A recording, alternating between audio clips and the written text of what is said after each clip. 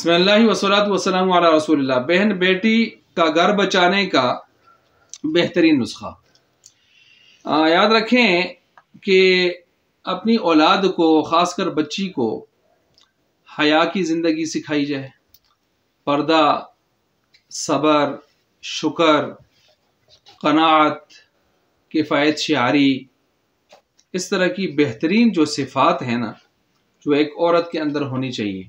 और पंचगाना यानी नमाज की पाबंदी, सौम सलात की पाबंद, ज़िक्र अस्कार तस्बीहात की पाबंद, और संजीदगी, मतानत, वक़ार, घरेलू ज़िम्मेदारियाँ उनको निभाने के तरीक़ेकार, और ज़रूरत के बक़दर तालीम, दुनियावी तालीम, दुनियावी हो सके तो मुकम्मल उलमा आलिमाना फाजिलाना कोर्स, नहीं तो ज़रूरियात दीन के मसाइल, ये चीज़ें जो है ज़रूर उसको सिखाई जाएँ। ये तरबियत ज़रूरी है।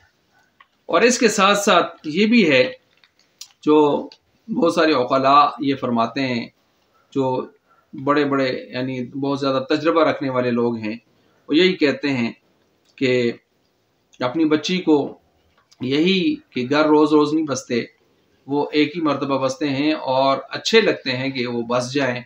और उसमें सब्र और बर्दाश्त के साथ इंसान को चलना है। हर चीज़ उसकी मर्ज़ी के मुताबिक पूरी नहीं होती।